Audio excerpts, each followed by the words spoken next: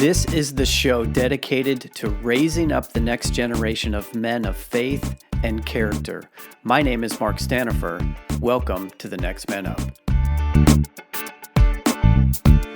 Well, hey guys, welcome back once again to the Next Man Up podcast. So good to be with you. And as Kai Risdall always says, always good to have you with us. Thanks for joining us once again. Welcome to 2021. It is here. And welcome back to the community that is about raising up healthy and godly men, because when we do that, everyone benefits. You know this, my name is Mark, and I'm joined once again by Josh. Hey, man. Hey. How's it going? Good. Good to see you again. It's good to see you. Good to be back together to do this. Yes. We probably say about the same thing every time. I think so. But I know you and I both enjoy this. It is a lot of fun. And I'm looking forward to this conversation today, too. Good. So am I.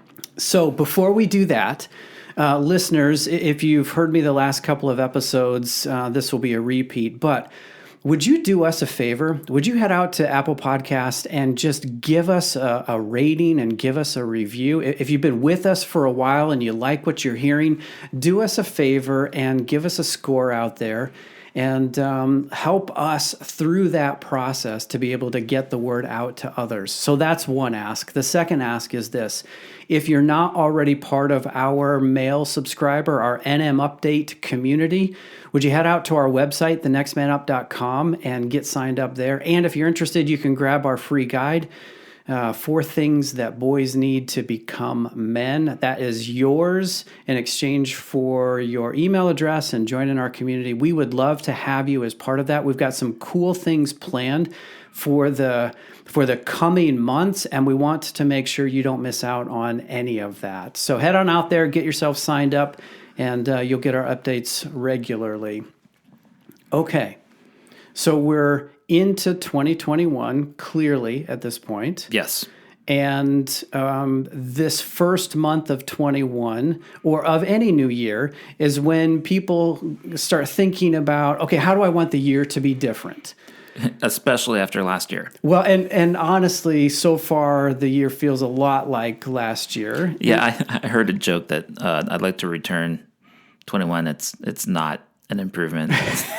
It's not what we paid for? It's not what we paid for. I want my money back? Yeah, I'm not satisfied with my purchase. Well, and so like, you know this, there's nothing that changes between 12/31 and 1/1, but there is that psychological shift as we change the calendar year to begin thinking about the next 12 months. And often that comes in the form of resolutions. Mm-hmm. I know you've heard about those. I make them. Do you? Okay. Well, yeah. Doesn't everyone? I'm actually staring at some statistics in front of me. Okay. You haven't seen these statistics yet. I have not. So let me ask you a few questions. So this comes from Discover Happy Habits. Okay. Just a quick search pulls this up. How many of survey participants in their population do you think were planning to do resolutions for 2021? I'm going to say 50%. You're pretty close. Okay. So as of the survey results, this article was published 12/30. 31% were planning on doing it, and 19 were still a little undecided. So if all 19 fall into the category, then I'm like on it. You're right on. But we know that's not going to happen. It's probably not going to happen. So less than 50%. Wow, that's surprising. All right. Okay. All right. I would have thought the number higher too. Yeah, I mean, like, not everyone would do it. I was thinking like at least an 80-20 split. Yeah. So, all right. So let's work with like half the population, maybe on the high side. Yeah. So what do you think are the most popular categories or resolutions that people are going to be making this year? Well, I think there's going to be, I'm going to lose weight. I think would be like number one on the list for me. Yeah, it's my guess. So let's see. I have 1, 2, 3, 4. I have four. At the top 4. Losing weight is number 2. So 48% of respondents that are going to do this. I feel like we're playing Family Feud. Yes, exactly. So that's worth 30 points or that's something. Right, exactly. All right. Yep. Number 1 would be it's almost the same as exercise more, but does that fall under the same category? Yeah, you're on the right track. So improving fitness. Is number 1. That's number 1. 50%. Okay. Yeah. Wow. So number 1 and number 2 are effectively the same thing. Yeah, and I'll give you a hint. Number 4 is pretty related too. Sleep more? No, not sleep. Run? No, diet. Oh. So 39% want to improve diet. So we've got 3 out of the 4 that fit into this physical fitness category. Why would you break those out? I don't know. Okay, so now we have like what? So now I've got to guess number 3. Yeah. I mean, for me it would be read books, but I'm not normal. So that big red X comes up on the screen. watch more movies? No. No. I get one more guess, right? Sure, you can take one more. Travel more. No, that'd be a good one, though. Especially after last year. Kind of an inspiring one. No, in this case, it's money. It's saving more Really? money. So 44% of respondents said they want to save more money. So look better and be worth more. Yeah. Interesting. Yeah. Okay. So resolutions, just a few more interesting stats from last year. Only 27% made any resolutions last year. Wow. According to this study. It is the 80-20 split, but the other direction. The most popular for last year were exercise, save money, and eat healthier. So recurring It's the themes. same thing. Yep. Okay. And here's the interesting part that I think we're going to kind of transition into. Of those that made resolutions in 35% kept all of them. That's impressive. Which is a lot higher than I would have guessed. 49% kept some, and 16% failed to keep any. Okay. I remember reading a few years ago that by the 3rd or 4th week in January, about 80% of those that made resolutions had fallen off the wagon and were no longer on track. I heard something similar to that gyms, workout centers, whatever you call them, fitness centers, sign up so many people in January and they lock them into these contracts because they know that at the end of January, they're all going to drop off. Yeah. They're just going to disappear. And so they can sign up, 5 or 6 times what their actual capacity is because they only need to keep like a little bit open. It's like retail makes all their money at the end of the year. Fitness makes their money at the beginning of the year. Yeah, exactly. Yeah. So we've had a little fun with resolutions. My experience in the past has been quite a bit different than my experience today. And arguably, I would, for me, and I'm curious for you, I would say I don't do resolutions anymore in the way that they're often thought of, like, I want to lose more weight, I want to read more, I want to spend more time with family, things like that. I don't do that anymore because I've found a better way. So what's been your experience? So I don't really make resolutions either. So at the end of every year, I didn't do it this year for various reasons. I do an annual review. So I actually look over all of last year and then decide what worked and what didn't, what I want to do this year. It's like this whole process of like, I didn't have time to do this year, Yet. I'm doing it, but it's going to be at the beginning of the year instead of the end of last year. Yeah, I'm tracking. One thing that shifted my thinking about this, about 3 or 4 years ago, I read a book called How to Fail at Almost Everything and Still Succeed. I've heard of that book. Scott Adams wrote it. Scott Adams is the cartoonist behind Dilbert. Mm-hmm. And Scott Adams in this book lays out a case for what he calls systems thinking. The idea is that you don't set goals. In the traditional sense, you have things that you want to achieve, but you don't do it by necessarily setting up a bunch of milestones or something. You actually build systems and then see what the result of the systems are and tweak the system to get you the results that you want. Yeah. So I started thinking, when I think about resolutions, that's kind of like how I think about it, of like, okay, so if I want to work out more, since I guess that's number, 4 on the list or whatever. With it. Then I need to build a system in my life that consistently gets me into a workout thing, because I want to make it a habit, something I'm doing all the time, not necessarily a goal. I don't know how well that works. It's nice in theory, but if you're not motivated to follow the system, then the system's not going to work for you. And last year it didn't work for me. Everything blew up last year. So the whole systems thing, I mean, I don't know. But at the other hand, I think that Scott might be onto something about thinking about systems instead of goals when it comes to these life sorts of things. But then, you have like 16% of people like get none of their resolutions follow through on. So, but I wonder if in those situations, it's a lot like how I used to be. Okay. I told you a minute ago that I used to do things a lot different. Even before we turned on the microphones, I was telling you that my process for a long time was at the end of the year, the wife and I do a look back and a look ahead, something that we very much enjoy, and it's part of our process to kind of close out one year and move into the next. But in the course of doing that, we started setting goals, and I'm air quoting here. But we would make these general statements like, I want to fill in the blank more, or I want to fill in the blank less. They were fairly generic, not specific at all.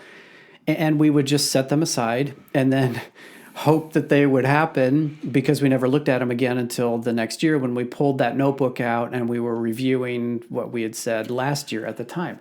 Yeah. And I remember doing that myself when I was like a teenager. Yeah.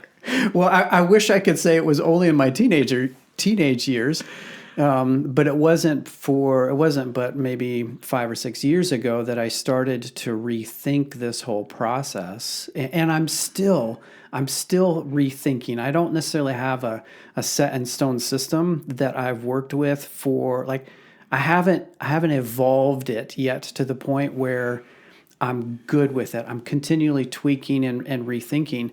But I understand goals completely different than I used to. I used to be afraid of goals, to be honest. Really afraid? Yeah, What? And so this is my wiring, right? Like many guys wouldn't be like this. Many people wouldn't be like this. But I was afraid to set a goal, because if I didn't meet the goal, then it became a failure stamp on my identity. Oh, so you were measuring like how well you were doing as a person based on how well you were doing with your goals. Yeah.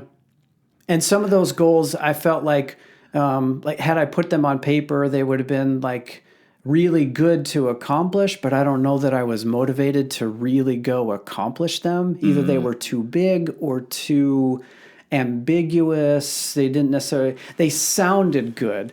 Like if I were to submit them for grading, they would have sounded like things that get an A, but maybe not necessarily the things that I needed.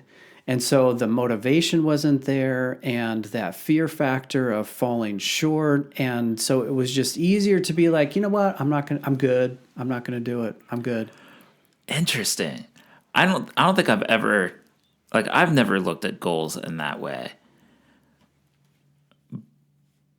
But I could totally understand how that would be a thing, and maybe that's the reason why the whole resolution statistics thing works out the way it does. Maybe that's a more common way to think about it than I would guess. Well, here's another thing that I think may be in play. Once you put it down, there's this sense of I'm now accountable. Well, that's true. There's a lot of power to writing things down, because then you've made your mark, I guess. And for me, the accountability kind of drifted into that fear of failure or that tension with perfectionism.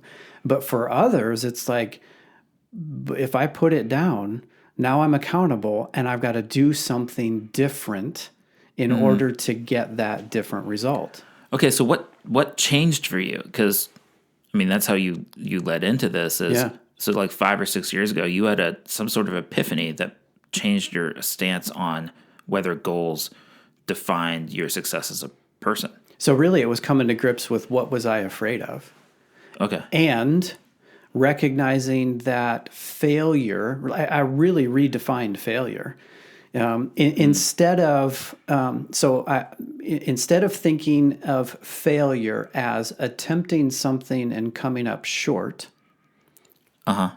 failure for me became not attempting it at all. Well, that's really interesting because there's this whole thing about like you have to embrace failure and be okay with failure, and like that's a big thing in the creative world. And my career field is creative, Yep. and so there's this whole push to like be okay with failure and embrace failure and that kind of thing. You kind of did an end run around that, and we're like, well, failure is not trying, not failing. That's right. So failure is no longer not succeeding; it's not trying. That's right. Because that's what I needed to think. It was like shifting my mindset. I needed to think that for me, for Mark, to fail is to resist trying something new, to resist change, to avoid doing something different, to avoid that accountability and putting myself out there and on the hook. That for me became failure, rather than did I hit the mark, no pun intended, did I hit that milestone or that measuring stick or not? Interesting. So at the beginning of this year, this is one of those things where I'm like going to put myself on record on this. So, this is my own fear deal. So for years, and my wife has like hated me because of this, for the last decade, I've talked about starting a YouTube channel. Now, I haven't for various reasons. Part of it is the whole fear of failure thing or looking stupid or whatever. And another part of it is perfectionism, trying to like make sure that I like hit that mark that I'm trying to hit professionally for my clients. I felt like I couldn't, if I was publishing something that wasn't at that mark, then it wasn't worth publishing. Not worth doing. And I don't know what changed, or what changed this mentality, but it was more important to publish something than to publish nothing. That imperfection is not as important as pushing the publish button on a regular basis. Yeah. Even if it's terrible, because you have to start terrible first before you get better. Yeah. Ira Glass talks about this. He talks about like he has this whole interview about creativity and the reason why so many creatives start doing something and abandon it is because what they're doing doesn't meet their taste level. They got into the creative fields because they have fantastic taste. They create stuff that doesn't meet that taste that they've developed or that standard that they developed, and so they feel terrible about themselves and abandon their creative activity. But you have to do enough that doesn't meet the standard in order to get to the standard. I don't think that is exclusive to the creative industry.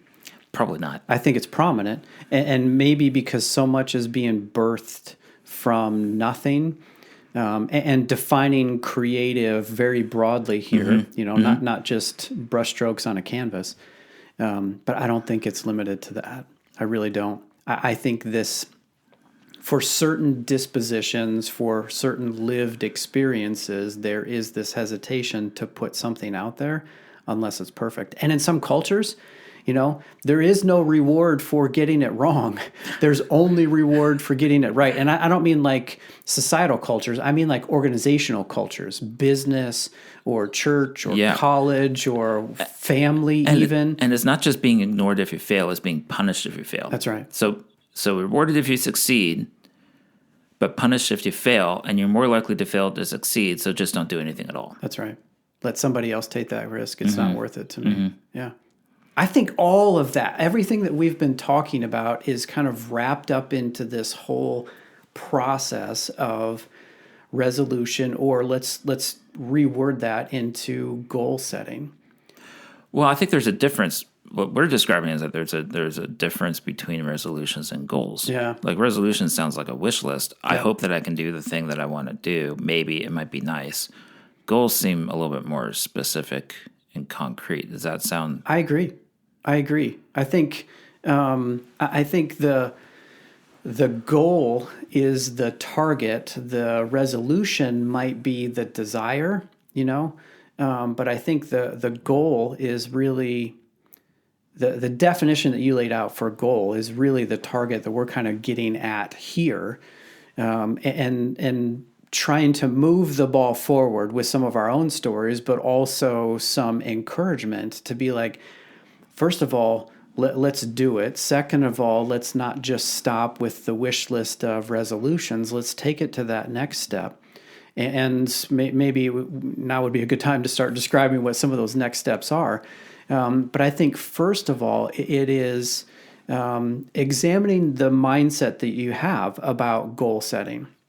If you are a rock star at goal setting, then you might as well just stop listening now and pass this episode to somebody who isn't. Because we love you. Thanks for listening to us ramble this far. Well, actually, just phone in right now, and we'll put you on the air, and you can guide everybody through this.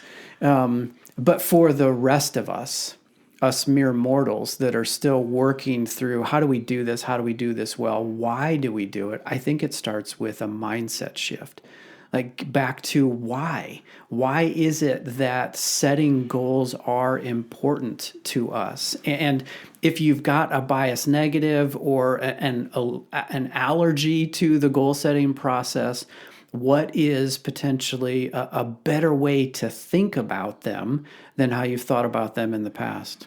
So what changed for you 5 years ago that moved you from the resolution mindset to the goal mindset? Yeah, so I began to understand that the people that I was reading, the people that I was listening to, the people that I was watching, they had certain habits in place. And one of which was they set goals. And those goals then give them a direction of where they want to go, or maybe said differently, who they want to be. Right? Like the goals can become the activities or the process or the tasks, but that bigger vision is, who are you becoming?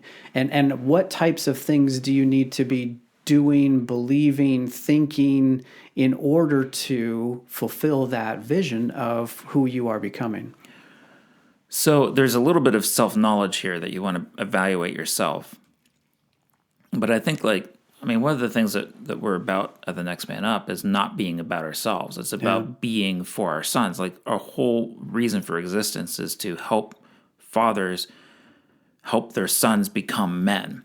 It's not about us. It's about our sons. The mission isn't us. The mission is others, and specifically raising up that next generation. Right. So much of self-help stuff is this navel-gazing thing, so concerned about becoming your best self, which I think is a terrible, terrible place to start, if that's the end. If everything is about becoming your best self and becoming self-actualized, then you're becoming the Dead Sea. You're just getting a lot of inflow with no outflow. Yeah. So the whole point to, I think from a Next Man Up perspective, the whole point to resolutions or to goal setting is to understand yourself and what's lacking in you or what you want to see fixed so that you can help others. Yeah. Not so that you can just be better. Does that sound? Yeah, absolutely. Getting to the why. Why does it matter that you become someone that is as good as you can be? Well, it's because you've got others that are coming behind you. And they're looking to you as an example, as the leader, as the guide. You know, that word that we toss out a bunch here. They're looking to you to guide them. And so a part of it is show them how. Show them what that looks like. Show them the process of becoming the man that you were created to be, so that they can come behind and follow in your footsteps. Okay, so when it comes to goals, what separates goals from resolutions? So one of the things that I like to say, in my vast 5 years of experience, by the way. It's a half decade. That's a chunk of time. That's true. Thank you. When you put it that way, it sounds lengthy. So one of the things I like to say is that the statement should define how you know it will be accomplished. So the way that you write your goal has to be, it's not just that the goal itself is specific. The title of the goal needs to be specific. That the thing the goal is trying to accomplish needs to be in the title of the goal. So let me give you an example. So back to the resolutions, right? The common theme was lose weight or better fitness. So let's say you asked me what my top goal for the year was, and I said lose weight. Well, a good follow-up question would be, how do you know you've accomplished that? Is it 1 pound? Is it 10 pounds? Is it 20 pounds? So the statement itself should define the success, should define how you know whether you've accomplished it. So it's not just enough to say, I want to lose weight. It's, I want to lose 15 pounds this year. Yeah. And if we take that a little bit farther, you could bring into the whole SMART goal concept. And guys, if you haven't heard this, there's all kinds of material out there. Just Google SMART, S.M.A.R.T as an acronym. But inside that, there's also some other guidelines about setting a specific time. Like, I want to lose 10 pounds in the next 3 months. So it's very specific. And when you get to the end of the 3 months, if you weighed yourself before and you weigh yourself at the end, you know whether you've accomplished it or not. So like those specific statements that define the success, I think are important. Also, it's probably worthy of pointing out that it's not just a pass or fail either. You know, if you get 8 pounds of the way there, boy, that's 8 pounds that you didn't have before. And it's also a learning experience. Did you follow your own process to get to the 10? Could you have gotten to the 10? Was the 10 too unrealistic, right? Like, it's not just win or lose, it's win and learn in the process. So like, goals don't just become tasks to accomplish. They become a path and a process that leads back to, who are you becoming? Why do you want to lose 10 pounds in the first place? Because I want to be able to roll around on the floor and wrestle with my boys without being out of breath, or without. Yeah, I probably need that goal.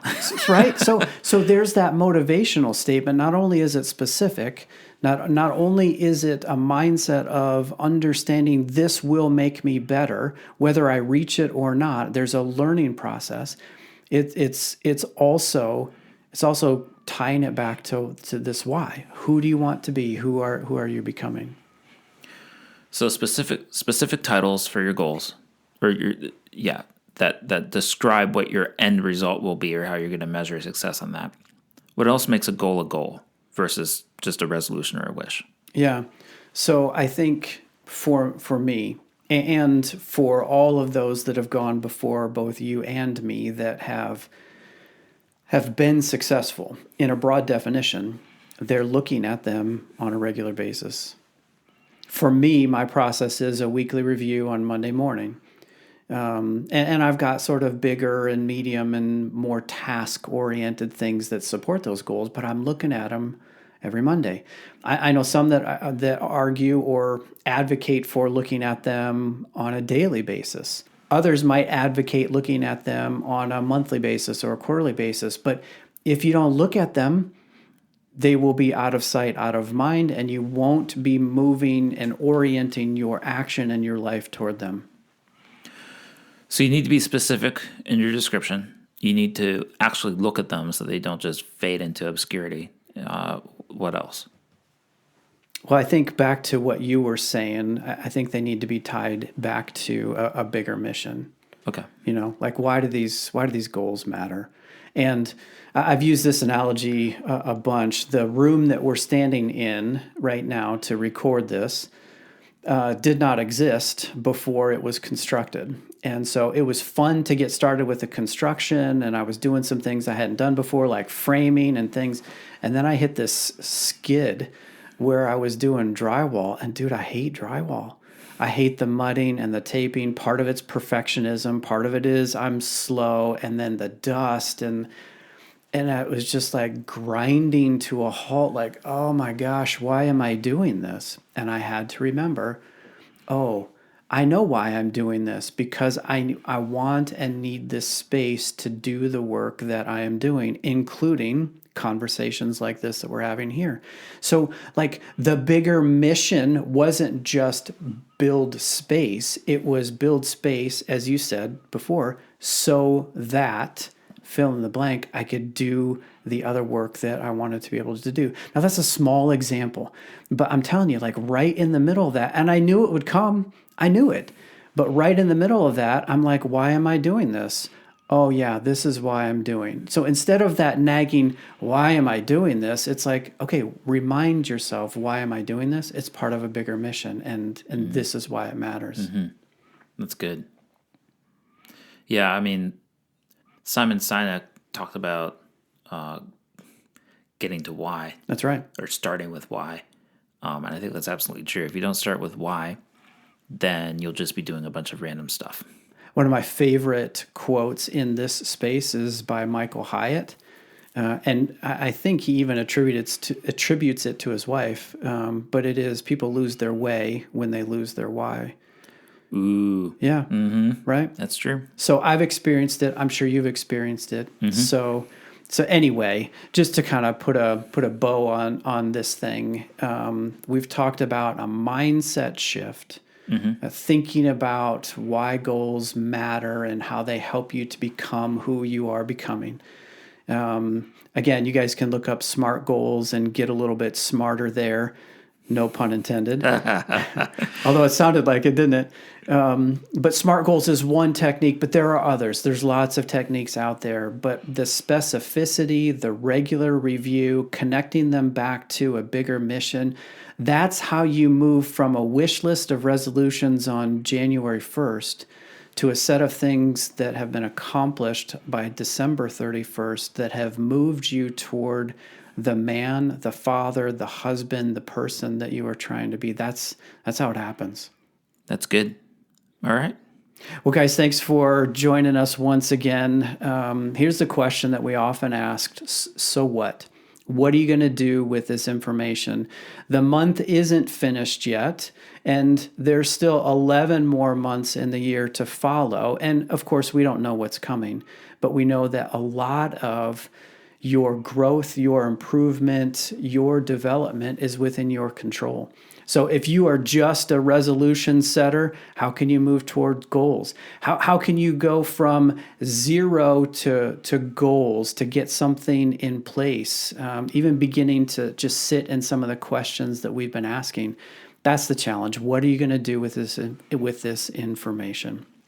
And just another quick reminder, if you got suggestions, feedback, comments for us, we'd love to hear them. You can email us at feedback@thenextmanup.com, or you can get us on Facebook at NMU Journey. That's it. Josh, thanks again. Thank you. Always good to be with you. Always good to be here. Listeners, thanks to you as well. And until next week, same bat time, same bat channel. Adios. Adios.